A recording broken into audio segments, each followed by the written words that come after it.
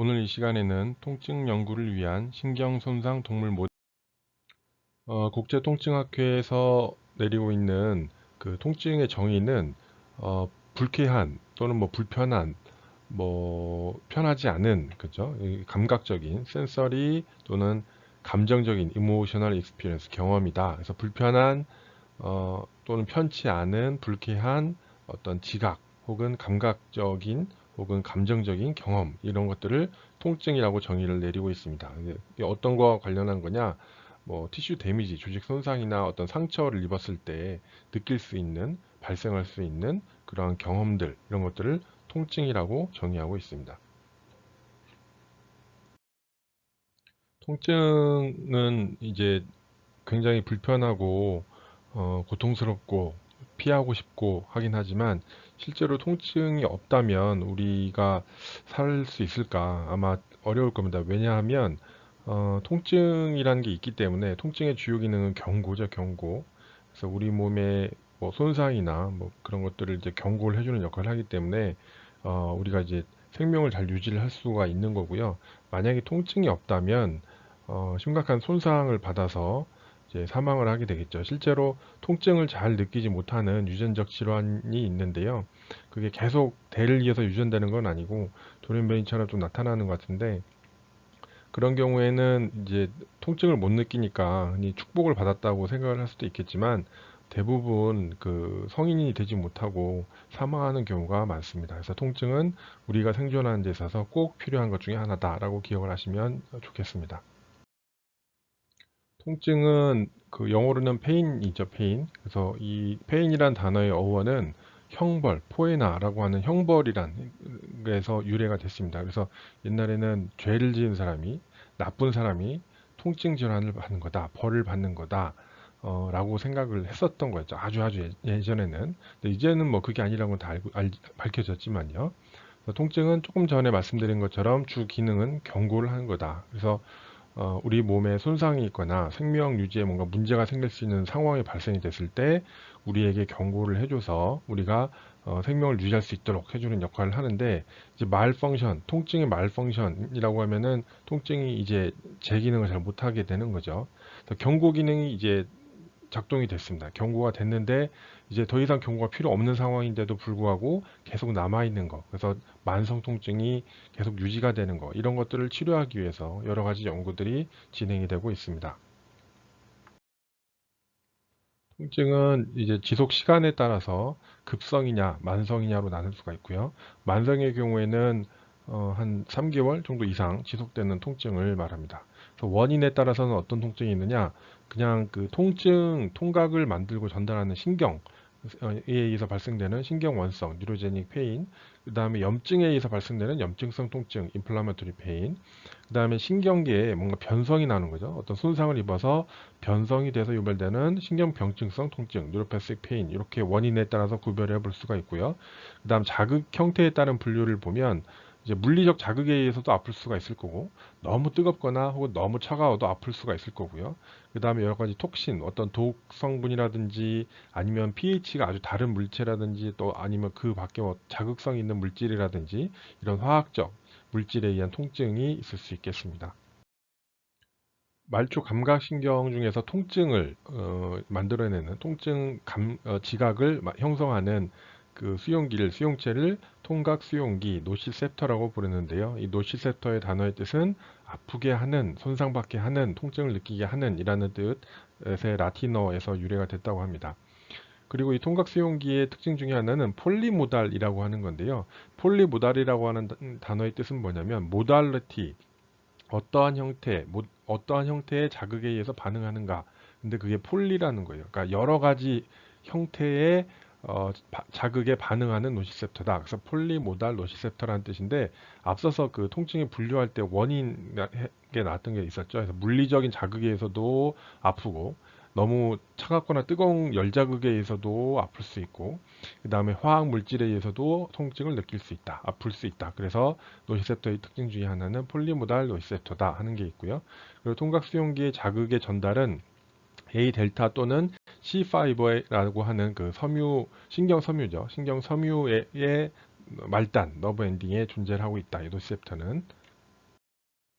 통증 수용기 또 다른 특성을 살펴보면 적응이 매우 느리다. 무슨 얘기냐면 어, 통증 자극이 반복돼서 왔을 경우에 똑같은 자극이라고 하면 그 반응이 좀 약해지거나 사라지거나 소실되는 현상이 나타나야 되는데 그런 걸 우리가 적응이라고 하죠. 그게 매우 느리다. 그래서 통증은 계속 반복적으로 와도 계속 통증을 느끼게 된다. 우리한테는 별로 안 좋은 얘기네요. 그죠? 그 다음에 또 한 가지 통증 수용기의 특징은 하이퍼알제지아라고 하는 게 있습니다. 하이퍼알제지아. 하이퍼알제지아라는 데 알제지아라는 단어가 통증이라는 뜻입니다. 통증. 그게 하이퍼하다는 거예요. 그래서 통증이 더 심해진 것, 통각, 과민. 요 두 가지가 통증 수용기의 또 다른 특성 중에 하나가 되겠습니다. 자, 조금 전에 설명드렸던 하이퍼알지지아라는 게 있고요. 그 다음에 또 다른 통증 수용기 특징 중에 하나가 이제 알로디니아라는 게 있습니다. 알로디니아. 이 두 가지가 어떻게 서로 다른지 살펴보도록 하겠습니다. 하이퍼알제지아의 알제지아가 통증이라는 뜻이라고 그랬잖아요. 통증이 하이퍼한 상태, 다시 말해서 통각이 과민된 하이퍼알제지아 상태가 하나 있고요. 그 다음 알로디니아라는 단어가 있는데 알로디니아의 요 디니아라는 단어에 또 역시 마찬가지로 통증이라는 뜻입니다. 통증. 근데 알로란 단어가 앞에 붙었죠. 그래서 알로란 단어는 다르다는 뜻입니다. 다르다는. 그래서 알로디니아 그러고라는 단어가 있으면 다른 종류의 통증, 즉 질적으로 다른 통증. 그래서 이질통이라고 부릅니다.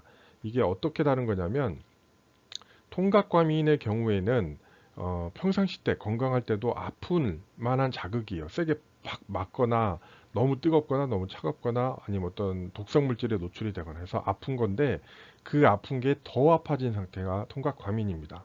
근데 알로디니아라고 하는 건 뭐냐? 평상시 때 건강할 때는 아프지 않은 자극이에요. 이렇게 살살살 손등을 어루만지는 얼굴을 살살살 이렇게 살살 만지는 이런 정도의 자극인데 촉각 자극이 되겠죠. 통증이 아니라. 근데 손등에 화상을 입었다고 한번 생각을 해보세요. 이 화상을 심하게 입었을 때는 엄청나게 아프잖아요. 그때는 살살살 만졌을 때도 통증이 굉장히 심하게 나타나죠. 그런 거를 이질통이라고 합니다. 질적으로 촉각이라는 그 감각에서 통증이라는 감각으로 질적으로 변화됐죠. 다르죠. 그래서 이질적인 통증이야. 이질통, 알로디니아라고 부르는데 이런 그래프를 통해서도 설명을 하고 있습니다. T하고 S라는 단어가 있는데 T는 트레스홀드, S는 스티뮬러스네요. R은 리스판스 반응이고요. 그래서 스티뮬러스가 이제 X축이고요. 이제 스레스홀드가 있습니다. 이 스레스홀드는 그 통증에 대한 스레스홀드 역치 문턱값이 되겠죠.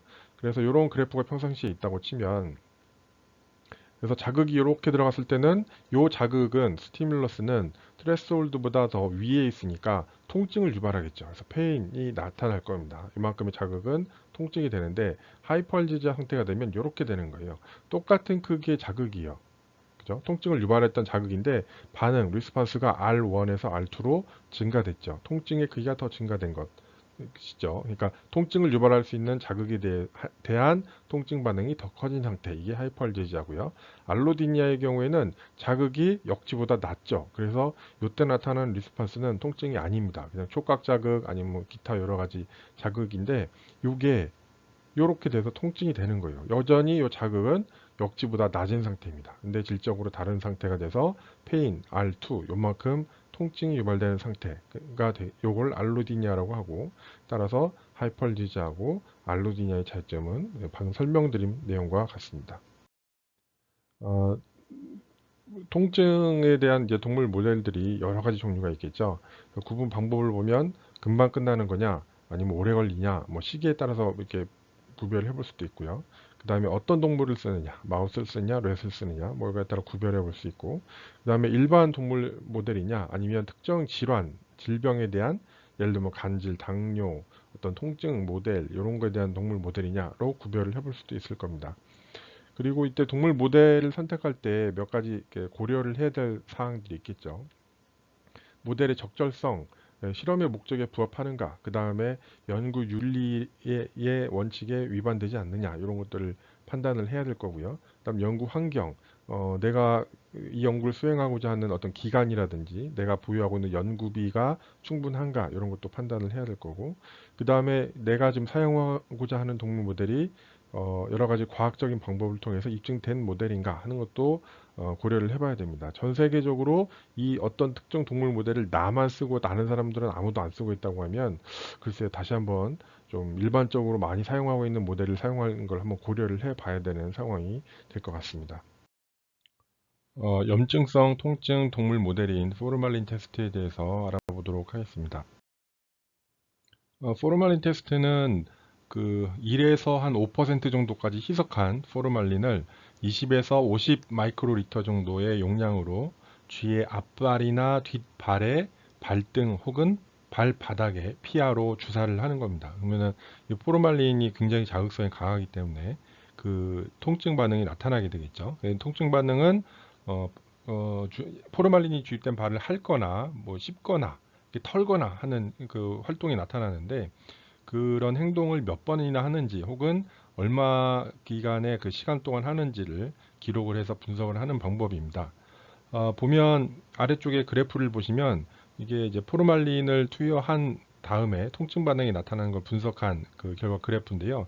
특징적인 것은 포르말린을 투여했을 때 먼저 통증 반응이 한번 나타났다가 그 다음에 염증 혹은 뭐 기타 그 여러 가지 신경학적인 현상에 의해서 통증 반응이 나타나게 됩니다. 그래서 바이페이직하게 페이스가 두 가지로 나뉘어서 나타나는 게 특징입니다. 포르말린이 투여된 그 실험 동물이 통증 반응을 보일 때 이렇게 뒤돌아선다든지 뭐 이렇게 감춘다든지를 하게 되면 잘 안 보이니까 얼마나 통증 반응이 많이 나타나는지 혹은 줄어드는지를 알 수가 없게 됩니다. 좀 어렵게 되겠죠. 그래서 그런 걸 예방하기 위해서 뭐 화면에 보시는 것처럼 어떤 체인버를 제작을 해서 이 체인버는 온도나 습도가 이제 일정하게 유지가 돼야 되고 또 조용한 환경이 유지가 돼야 되겠죠. 그 챔버가 있고 유리가 있고 유리 밑에 거울을 달아서 아래쪽에서 이렇게 바라보게 되면 쥐가 발바닥을 핥던지 털던지 하는 그 행동이 잘 관찰이 될 겁니다. 그 관찰한 그 행동을 비디오로 동영상으로 잘 녹화를 했다가 나중에 비교해서 분석할 수 있는 방법이 되겠습니다. 다음으로 복통 동물 모델인데요. 우리가 배에 흔히 가스가 차거나 변비가 심하거나 하면 배가 아프잖아요. 그런 원리를 이용해서 실험 동물에서 이걸 연구를 할 수가 있습니다. 그래서 콜로렉탈 디스텐션, 줄여서 CRD 모델이라고 부르고 있습니다. 할로우 오관이라고 하면 가운데가 텅 비어 있는 기관입니다. 그래서 혈관이라든지 우리의 그 위장관 같은 게 여기 해당이 되는데요. 할로우 오관의 속성을 잠깐 살펴보면 국소화된 자극에 대해서는 무통하다. 다시 말해서 이 장을 뭐 자르든지 꼬집든지 하는 것에 대해서는 통증을 느끼지 못합니다. 대부분. 하지만 광범위한 압력 자극, 이제 가스가 차거나 변비가 되거나 해서 광범위하게 압력이 자극되는 경우에 대해서는 굉장히 민감하게 반응을 해서 통증이 발생이 되겠습니다. 그래서 쥐한테 폴리카테터 같은 걸 이용해서 자극을 주면 통증을 유발할 수 있겠습니다. 화면에 보시는 것처럼 폴리카테터를 항문을 통해서 넣어준 다음에 이제 콜로렉탈 정도에 위치하게 한 다음에 디스텐션을 시켜주게 되면 쥐가 이제 복통이 생기게 되는 거죠. 그래서 복통이 얼마나 생기는지를 분석하기 위해서는 뭐 여러 가지 방법이 있습니다만 일반적으로 많이 쓰는 거는 혈압을 측정할 수 있습니다. 그래서 흔히 우리가 통증이 생기게 되면 교감신경계가 활성화되기 때문에 혈압이 올라가게 됩니다. 심박수도 증가하게 되고요. 그래서 이 쥐한테 혈압이나 심박수를 측정을 해서 그게 어떻게 변화하는지에 따라서 아 지금 이 쥐가 통증을 느끼고 있구나 어떻구나 하는 것을 간접적으로 알 수가 있고요. 또 한 가지 방법은 배에다가 그 센서를 부착을 해서 배에서 EMG 근전도를 측정하는 겁니다. 그래서 복통이 생기게 되면 보통 복압이 올라가면서 배가 이렇게 땡기되면서 힘이 들어가거든요. 그래서 배가 많이 아프면 아플수록 복통이 심하면 심할수록 그 복근에서의 EMG가 활성이 증가가 되겠죠. 그래서 그런 걸 통해서 간접적으로 지금 이 실험 동물이 얼마나 많은 복통을 보여주는가 하는 것을 분석할 수 있겠습니다. 앞서서 말씀드린 것처럼 콜로렉탈 디스텐션 CRD 모델에서 통증을 분석하기 위해서는 혈압의 변화 아니면 심박수의 변화 이런 걸 측정해 볼 수가 있고요. 다음 복부 근육에서 EMG 같은 걸 측정을 해서 수축력 변화를 측정을 해보면 얼마나 통증을 느끼는가 하는 걸 알 수가 있을 거고요. 다음 또 당연한 얘기겠지만 그 콜로렉탈 디스텐션을 유발할 때 압력은 적절하게 유지하는 게 필요할 거다. 너무 과도하면 이제 손상이 좀 생길 수도 있겠죠.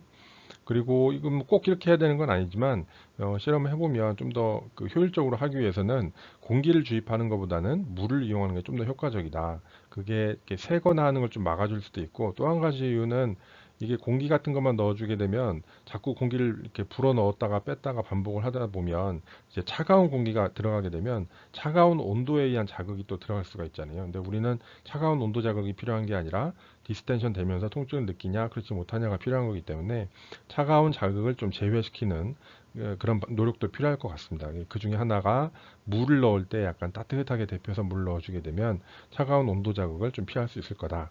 그리고 조용하고 어두운 환경에서 실시하는 게 쥐한테는 좀 더 안정적이기 때문에 어, 그 실험을 좀 더 원활하게 수행하는 데는 도움이 될 것 같습니다. 그리고 마취를 해버리면 통증을 잘 못 느끼기 때문에 마취가 되지 않는 상황에서 미리 훈련을 좀 해서 적응을 시켜놓고 실험을 실시하는 게 좀 더 좋은 결과를 어, 도출하는 데 도움이 될 것 같습니다. 류마티스성 관절염 모델에 대해서 살펴보도록 하겠습니다. 류마티스성 관절염의 그 원리에 대해서 잠깐 살펴보면 이 동그라색 원이 있고 원 안이 우리 몸 안, 신체 내부라고 예를 들어보고요. 그 나머지 바깥을 신체 외부라고 봤을 때 이제 여러 가지 그 물질들이 있겠죠. 우리 몸 바깥에는 뭐 곰팡이도 있을 거고 세균도 있을 거고 먼지도 있을 거고 뭐 기생충도 있을 거고 여러 가지들이 그 외부 물질들이 있을 텐데 이게 우리 몸으로 들어왔을 때 우리 몸에 있는 방어세포들이 이 녀석들을 잘 물리쳐가지고 우리 몸을 지켜주는 역할을 잘 수행을 해주고 있을 겁니다. 근데 이 방어세포들이 뭔가 좀 이상한 애들이 이제 생겨나게 되고 걔네들이 힘도 세지고 숫자도 많아지게 되는 경우가 있는데 이 녀석들이 포린 바디를 공격하는 게 아니라 셀프, 나 자신을 공격하게 되는 일이 발생이 됩니다. 이런 것들을 류마티즘이라고 하는데 오토이뮨 디지즈죠. 오토이뮨 디지즈에서 자가면역성 질환인데 이때 그 내 몸에 있는 방어세포가 내 몸에 있는 관절에 있는 관절낭이나 관절 그를 공격하게 돼서 손상이 발생해서 염증이 생기고 통증이 생기는 현상 이거를 류마티스성 관절염이라고 부르고 있습니다. 류마티스성 관절염 동물 모델은 여러 가지 종류가 있는데요. 그 중에 하나를 예를 들어서 이렇게 설명을 잠깐 드리면 마이코박테리움을 이용을 해서 만든 어주번트가 있습니다. 프론즈 컴플리트 어주번트라고 해서 FCA라고 부르기도 하는데 이 물질을 가지고 그 등 쪽에 피하에 주사를 하거나 뭐 발바닥에 주사를 하거나 이렇게 주사를 해주게 됩니다. 그래서 관절염을 유발을 하게 되고요. 첫 번째 그 데이 1에 이제 관절 그 이 어주번트를 주사하게 되면 그다음 가운데 그림에 있는 2일째에서 9일째 정도 하게 되면 그 여기선 발바닥에 이제 주사를 하게 된 경우인데요. 주사된 발바닥에 이게 부어오르게 됩니다. 이제 국소적으로 염증이 시작이 된 거죠. 이게 약 한 달 혹은 그 이상까지 이게 진행이 되면 온몸에 있는 관절이랑 관절, 꼬리, 뭐 앞다리, 뒷다리 있는 관절들이 다 부어오르면서 관절염이 생기게 됩니다. 이게 시스테믹 페이지, 전신적인 염증, 관절염, 류마티스성 관절염 상태가 유발이 되게 되는 거죠. 류마티스성 관절염의 뭐 그 관절염 정도를 평가하기 위해서 방법이 여러 가지가 있는데 먼저 염증이 생기면 부어오르잖아요. 그래서 여기 보시는 플래시 스모미터라고 하는 장비가 있는데 여기다가 쥐의 발을 넣어주는 겁니다. 그러면 그 마치 유레카의 원리처럼 그 발이 부은 만큼 물이 올라갈 거잖아요. 그러면 그 올라간 만큼을 측정을 해서 발이 얼마나 부었냐, 포스웰링 볼륨이 얼마냐 하는 거를 분석을 해볼 수 있겠습니다. 그 외에 또 뭐 여러 가지 방법이 있을 수도 있는데요. 엑스레이와 같은 이미지 방법을 쓸 수도 있겠죠. 그래서 여기 A하고 D라고 지금 되어 있는데요. D가 이제 관절염, 류마티스성 관절염이 유발이 된 거죠. 이 쥐의 뒷발을 엑스레이로 찍어 놓은 건데 이런 부분은 비교적 뼈의 윤곽이 이렇게 그 명확하게 잘 보이는 반면에 여기에서는 뼈의 그 윤곽이 좀 흐려져 있고요. 많이 염증이 생기면서 이게 막 이렇게 형태가 변화가 됐고 그다음 영부조직 종창, 소프트 티슈 스웰링도 관찰이 됩니다. 그만큼 부어 있다는 얘기고요. 여기에 반해서 뒤로 이렇게 보이는 여기 엑스레이 사진을 보시면 경계가 이렇게 명확하게 잘 보이고 있고요. 소프트 티슈도 스웰링되지 않은 정상적인 모습을 보여주고 있습니다. 그리고 앞서서 잠깐 설명드렸던 내용들이죠. 하이퍼알제지아나 알로디냐 이런 것들을 측정을 해서 관절염에 의한 통증이 얼마나 심하냐 하는 것을 분석을 해볼 수 있겠습니다. 그다음에 혈액 샘플링을 통해서 혹은 국소적으로 그 관절액, 그 시노비얼 플루이드를 측정을 해서 인플라메이토리 사이토카인 염증과 관련된 물질들이 얼마나 많이 분비가 되어 있느냐 하는 것을 분석을 해볼 수도 있을 거고요. 그거 말고도 척수나 이런 중추신경계 혹은 말초, 도살로 갱글리온 이런 데에서 통증과 혹은 염증과 혹은 신경 손상과 관련되어 있는 여러 종류의 마커들을 그 영상 분석을 통해서 얼마나 지금 이 쥐가 염증이 심하냐, 혹은 통증이 심한가, 혹은 그렇지 않은가 하는 것들을 분석을 해볼 수 있겠습니다.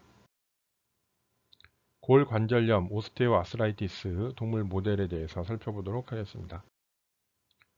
정상적인 이렇게 관절이 무릎 관절이 이렇게 있죠. 그래서 뼈가 있고 관절이 있고 관절 안에 이제 연골들이 이렇게 있는데 이게 그 아주 오랫동안 그 사용하다 보면 연골이 닳아서 없어지기도 하고 또 너무 살이 쪄서 이게 무게 부하가 커지면 무리가 좀 가서 이렇게 부서지다가 염증도 시작되고 하는 이제 골관절염이 유발이 되겠습니다. 골관절염 동물 모델은 제네티컬리 이렇게 만들어진 너카운 마우스가 있었고요. 그다음 화학 물질로 유발하는 모델이 있고, 그다음 수술요법으로 골관절염을 유발하는 동물 모델이 있습니다. 유전자를 조작한 골관절염 동물 모델입니다. 이 동물 같은 경우는 특별하게 뭘 할 거 없이 그냥 키우다 보면 일정한 시간이 지나면 골관절염이 자연스럽게 발생하게 되는데요. 그 관절을 구성하고 있는 여러 가지 구성 성분들이 합성이 잘 안 되는 그런 경우가 많이 있습니다. 그래서 가장 간편하다는 장점이 있긴 하지만 단점으로서는 일단 뭐 돈이 좀 비쌀 거고요. 많이 들 거고요. 그다음에 시간적 소모가 좀 크다는 게 단점으로 생각할 수 있습니다. 다음 화학물질로 골관절염을 유발하는 동물 모델입니다. 콜라게네이즈, 파파인, 모노아이오드 아세테이트와 같이 그 골관절 안에 여러 가지 그 조성들을 변화시킬 수 있는 좀 이렇게 타격을 줄 수 있는 손상을 줄 수 있는 물질들을 관절낭 내로 투여를 해서 관절염을 유발하는 동물 모델이 되겠는데요. 장점으로는 비교적 유발하는 게 쉽고 골관절염이 그 유발되는 게 굉장히 빨리 된다는 장점이 있는 반면에 단점으로는 골관절염 유발의 정도가 좀 다양할 수 있다는 거. 예를 들어서 똑같은 물질을 주사를 했는데 어떤 쥐는 주사가 잘 됐는데 어떤 쥐에서 좀 약물이 샌다든지 이러면 관절염 유발이 잘 안 될 수도 있잖아요. 그래서 그런 단점이 존재하고 있습니다. 다음 수술적으로 그 골관절염을 유발하는 동물 모델입니다. 수술적으로 하는 거는 마우스는 너무 작아서 좀 사실 힘들고요. 뇌 정도는 돼야 그래도 어느 정도 수술이 좀 가능한 것 같습니다. 무릎 안에 보면 그 관절 안에 보면 십자 형태의 십자인대가 전방, 후방에서 두 개가 있는데요. 전방 십자인대를 잘라주고 그 다음에 그 반월판, 그러니까 관절 무릎 연골이죠. 연골 중에서 안쪽에 있는 거 하나를 떼어냅니다. 그리고 나서 운동을 시키게 되면 이제 그 일정한 시간이 지난 후에 관절염이 발생이 되겠습니다. 장점으로는 이게 실제 사람에서의 관절염과 굉장히 패스제네시스가 같잖아요. 그래서 그런 장점이 하나 있고, 그 다음 수술 처음에 배우는 게 좀 어렵긴 하지만 한번 배우고 나면 그 굉장히 일정하게 동물 모델이 유발이 된다는 장점이 있습니다. 단점으로는 그 수술적인 기술, 스킬이 좀 필요하다는 거, 라는 좀 단점이 있고, 그 다음에 이 수술을 하게 되면 아무래도 관절낭이 좀 많이 손상이 되기 때문에 관절낭 안에 어떤 약물, 치료제 같은 걸 주사할 때는 조금 적절하지 않을 수도 있는 방법이라고 생각이 됩니다. 실제 실험 동물에서 수술적으로 어떻게 골관절염을 유발하는지 사진을 보면서 한번 설명을 드리도록 하겠습니다. 실험 동물을 마취를 하고요. 그 다음 수술 부위를 소독을 합니다. 수술 부위를 이제 피부를 절개를 하고요. 이제 파텔라를 아티피셜 럭세이션, 인위적으로 그 럭세이션, 탈구를 시켜서 관절 부위를 노출을 시킵니다. 이제 관절낭을 절개를 한 모습인데요.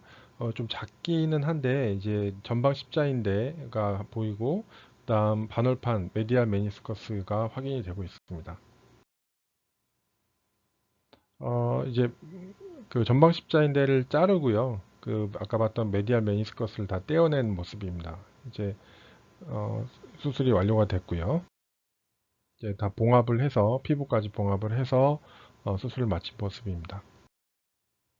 이 장비는 로타로드라고 부르는데요. 로타로드 테스터라고 부르는데 로타라는 단어가 이제 로테이팅, 회전한다는 뜻인 것 같고요. 로드는 막대기란 뜻입니다. 그래서 로테이팅 로드, 회전하는 막대기인데 이제 G는 다리가 네 다리로 사족 보행을 하기 때문에 한쪽 다리에 무릎에 좀 문제가 생긴다고 해서 관절염이 생기진 않습니다. 그래서 이게 그게 가만 내비두면 관절염이 안 생기는데 이 로타로드 테스터에다 올려놓고 강제적으로 운동을 시켜주게 되면 그 수술한 다리를 계속 쓰게 되면서 골관절염이 생기게 되겠습니다. 그래서 운동을 많이 시키면 골관절염이 빨리 생길 것이고 운동을 좀 약하게 시키면 한참 후에 골관절염이 유발이 되겠습니다.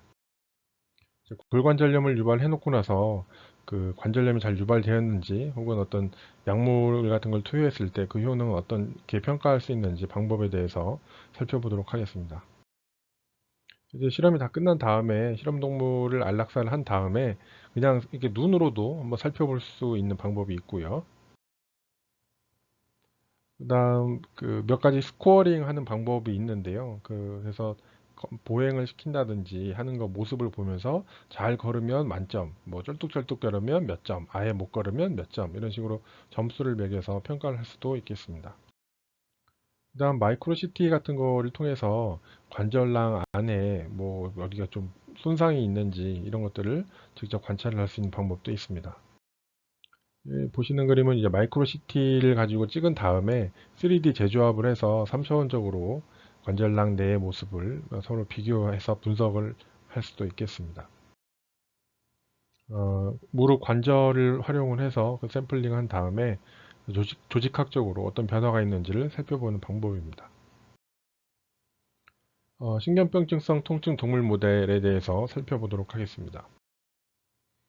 신경병증성 통증, 뉴로패시픽 페인이라고 하면 신경, 뉴론의 어떤 패솔로지가 생긴 병증이 생긴 페인이다. 그래서 신경병증성 통증이라고 할 수 있는데요. 원인은 척수나 뇌에 문제가 있어서 발생되는 중추성인 뉴로패시픽 페인이 있을 수 있고, 혹은 뇌와 척수를 제외한 나머지 말초신경계의 손상이나 변성에 의해서 발생되는 페리페랄 뉴로패시픽 페인, 말초성 신경병성 통증이 있을 수 있습니다. 그다음 신경이 대사성 혹은 창상성 혹은 뭐 그 외 기타 여러 가지 원인에 의해서 손상받은 후에 발생이 되는 경우가 있고, 대부분 이제 3개월 이상 동안 통증이 극심한 통증이 지속되기 때문에 굉장히 참기 어려운 고통을 많이 경험을 하게 됩니다. 신경병증성 통증은 크게 이제 스판테니어스 페인이냐 스티뮬러스 이보크드 페인이냐 이렇게 구별을 해볼 수가 있는데요. 스판테니어스 페인은 말 그대로 어떤 자극이 없는데 가만히 있는데도 갑자기 통증 발작이 시작되는 경우입니다. 굉장히 고통스러운 경우가 되겠고요. 그다음 스티뮬러스 이보크드 페인이라고 하는 거는 뭐 자극이 있을 때, 뭐 그 자극이 살짝 오는 약한 자극이든 아무리 센 자극이든 자극이 왔을 때 유발되는 통증을 의미하고 있습니다. 신경병성 통증 이제 동물 모델인데요. 여기에서 예시로 들어오고 있는 거는 그 이제 말초, 예, 페리페랄 뉴로패시픽 페인 애니멀 모델에 대한 설명이 되겠습니다. 여기가 이제 스파이널 코드 중추신경계가 있고요. 뒷다리 쪽으로 가는 L4, 5, 6의 스파이널 너브, 척수신경이 이렇게 나오게 되고, 얘네들이 나와서 사이어틱 너브, 커먼 사이어틱 너브죠. 좌골신경을 만들게 되고, 발 쪽으로 쭉 뻗어나가다가 커먼 페로니알, 티비알, 슈랄 너브로 이렇게 세 가지 분주로 나눠지게 됩니다.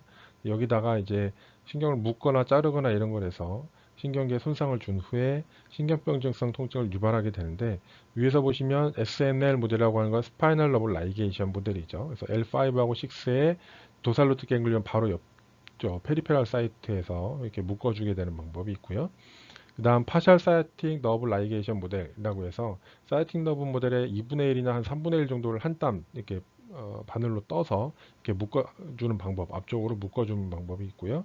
그 다음에 CCI 모델이라고 해서 크로닉 컨스트럭션 인조리, 그래서 4개, 마우스에서는 한 3가닥 정도도 많이 하는데요. 3개에서 4가닥 정도의 이렇게 라이게이션을 만들어 주는데, 이때 너무 타이트하게 해주면 모터 펑션에도 영향을 주기 때문에 루즈 라이게이션을 만들어 주는 게 중요하다고 할 수 있습니다. 그 다음에 더 내려가서 TBR하고 커먼 페로니알 러브에 여기를 묶어준 다음에 페리페라 사이트를 잘라주는 거. 그래서 스페어드 너브 인주리, 슈랄 러브는 스페어를 한 거죠. 그래서 이런 모델을 스페어드 너브 인주리 모델이라고 해서 많이 활용을 하고 있습니다. 그 다음으로 또 많이 쓰고 있는 뉴로패식 페인 애니멀 모델을 살펴보면 사이어틱 너브 트랜섹션, 사이어틱 너브를 그냥 잘라주는 겁니다. 잘라주거나 크러싱하거나 뭐 레이저로 이렇게 소락을 하거나 하는 모델들이 있고요. 그다음에 포토케미칼 이스케믹 인주리라고 해서 레이저 이리데이션이죠. 레이저 조사를 시켜서 신경계 손상을 유발하는 방법. 그다음 당뇨병이 있는데 당뇨병이 만성적으로 진행이 되면 신경계 손상이 유발이 됩니다. 그래서 그런 원리를 이용해서 스트랩토조토신이라고 하는 물질을 쥐한테 넣어주게 되면 당뇨병이 생기게 되는데 다 이게 생기는 건 아니고 반 정도는 이제 다이아베틱 뉴로패시가 생기게 되면 통증도 같이 발생이 되는 경우가 있고요. 그 다음 테일 모델이라고 해서 이거는 그 스파이널 러브 라이게이션 SNL 모델의 를 이거 활용한 건데요. SNL은 그 스파이널 러브 L4, 5, 6, 6 쪽에서 이렇게 묶었다고 하면 이 테일 모델은 그 뒤쪽에서 그 스파이널 러브를 잘라주는 모델이 되겠습니다. 그래서 이 테일 모델의 경우에는 여러 가지 통증 반응들이 꼬리에서 나타납니다. 그래서 꼬리에서 실험을 할 수 있고요. 그 다음에 중추신경계의 뉴로패식 페인 모델로 스파이널 코드 인주리가 있습니다. 그래서 컨투전 혹은 헤미섹션이 있는데 컨투전이라고 하는 것은 추를 떨어뜨려서 스파이널 코드를 손상시키는 모델이고요. 그다음 헤미섹션이라고 하는 것은 스파이널 코드를 수술적인 방법으로 반 정도를 잘라주는 방법입니다. 그래서 이런 동물 모델들을 연구에 활용을 하고 있습니다. 이게 이제 스파이널 코드 인주리를 그 만들어주는 유발하는 그 기계인데요. NIU 임팩터라고 부릅니다. 그래서 화면 오른쪽에 있는 사진처럼 그 실험 동물을 마취한 다음에 라미넥토미에서 척수를 연 다음에 척수에다가 컨투전을 시키는 거죠. 이 추를 떨어뜨려서 손상을 주는 모델이 되겠습니다. 크로닉 컨스티튜션 인조리 CCI 모델에서 좌골신경, 레트의 좌골신경 사이팅 너브를 노출한 사진입니다. 그래서 좌골신경은 페리페럴 러브 중에서 제일 크죠. 그래서 눈으로도 관찰이 이렇게 쉽게 될 수 있습니다. 그래서 화면 오른쪽에 보시는 사진처럼 네 가닥의 라이게이션을 만들어준 게 보이죠. 그래서 한 일주일 정도 지나면 이제 뉴로패식 페인이 발생이 되겠습니다. 그래서 CCI 모델에서 메카니카 알로디니아와 서마 헤펄디제를 측정한 예시 결과가 되겠습니다. 이제 보행 테스트인데요. 게이트 테스트라고 해서 우리가 뭐 다리가 아프면 혹은 무릎이 한쪽이 어디가 아프면 아니면 뭐 중추신경계에 무슨 문제가 있던 허리가 아프던 이렇게 되면 보행하는 거, 걷는 거에 좀 이렇게 변화가 생길 겁니다. 그래서 그런 원리를 과학적으로 이제 분석을 해서 측정하는 연구 방법인데요. 이렇게 발자국이 이렇게 있으면 스탠스가 있을 거고 이제 오른쪽 왼쪽에서 걷는 리듬이 있을 겁니다. 그래서 요거의 경우에는 스탠스가 좀 좁아졌는데 리듬은 좀 일정한 것처럼 보이고요. 그 다음 또 어떤 경우에 보면 이렇게 보시면 여기는 스탠스하고 리듬이 전부 다 불규칙하게 지금 보이고 있습니다. 또 어떤 경우에 보시면 걸음걸이가 한쪽으로 치우쳐지는 경우도 있을 수 있고요. 또 어떤 경우에 보시면 이제 중구난방으로 이렇게 걸어가는 모습이 있을 수도 있습니다. 그래서 동물에서도 이런 것들을 활용을 해서 분석을 할 수가 있다는 겁니다. 그래서 쥐가 걷는 어떤 발 순서, 각도, 힘, 뭐 이런 것들을 분석을 통해서 여러 가지 결과들을 얻어낼 수 있습니다. 그래서 실험 동물에서 이런 보행을 잘 분석할 수 있게 해주는 시스템이 있습니다. 그래서 뭐 여러 가지 사실 그 판매하고 있는 업체는 굉장히 여러 군데가 있는데요. 그 중에서 하나를 예를 들어서 이렇게 설명을 드리자면 캐덕 그 시스템이 있습니다. 캐덕이라고 하는 거는 캣웍은 말 그대로 고양이 걸음이라는 뜻이잖아요. 그래서 좁은 길을 고양이가 이렇게 걸어간다 하는 뜻인데 그 캐덕이란 단어는 사실 뭐 패션 모델들이 걸어가는 길 있죠. 좀 좁은 길. 그거를 캐덕이라고 부릅니다. 근데 사실 여기서 마련된 요 장비에 여기가 캐덕처럼 보인다. 그래서 캐덕이라는 이름을 붙인 것 같아요. 그래서 여기가 지금 올라와 있지만 이거 쥐를 여기다 놓고 이걸 내려주고 위에 뚜껑을 닫고 불을 켜주면 쥐가 이렇게 걸어갈 수 있는 캐덕이 마련이 됩니다. 이 화면 여기 보시는 것처럼 쥐가 이렇게 걸어가는 모습이고요. 그리고 발바닥을 잘 보시면 뭔가 반짝이죠. 형광물질이 반짝이죠. 그래서 이 바닥에 유리가 두 겹이고 그 사이에 형광물질이 들어가 있어서 닿는 압력에 따라서 이렇게 형광물질이 반에 이렇게 불빛이 나고요. 요 밑에 카메라가 이걸 녹화를 해서 영상 이미지 분석을 하는 겁니다. 그래서 쥐가 이렇게 발바닥이 땅에 닿아 있으면 발가락, 발바닥이 있고 각각 발가락과 발바닥의 압력 분포도 분석을 해주고 스탠스와 리듬, 그다음 뭐 발의 각도, 그다음 발에 딛는 순서 등등등 기타 여러 가지를 분석을 해주는 장비입니다. 이거는 한 가지 그 캐덕 데이터의 예시인데요. RF, LF, RH, LH라는 단어가 나옵니다. 그거는 뭐냐면 이 영상을 컴퓨터가 자동으로 분석해서 지금 쥐의 뭐 오른쪽 앞다리인지 오른쪽 뒷다리인지 이런 걸 그 자동으로 그 이름을 붙여주는 건데요. RF면은 right forefoot니까 오른쪽 앞발, LF면 왼쪽 앞발, RH면 오른쪽 뒷발, LH면 왼쪽 뒷발이 되겠습니다. 근데 저는 지금 이 실험 동물에서 오른쪽 뒷발에 뭔가 좀 아프게 만들어 놓은 동물 모델입니다. 그래서 RF, LF, 그 다음 LH와 그 다음 또 RH가 서로 그 면적이 얼마나 다른지 한번 잘 보시면 되겠습니다. 그래서 오른쪽 뒷발이 아프기 때문에 쥐가 오른쪽 뒷발을 잘 딛지 않습니다. 그래서 나머지 세 개의 발로만 걸어가는 모습을 확인하실 수 있습니다. RH가 굉장히 작죠. LF는 발바닥과 발가락이 선명하게 보이죠. RH가 또 이게 작죠. 그러니까 발을 다 딛지 못하고 아프니까 이렇게 살짝 이렇게 절름발이처럼 좀 걷고 있는 겁니다.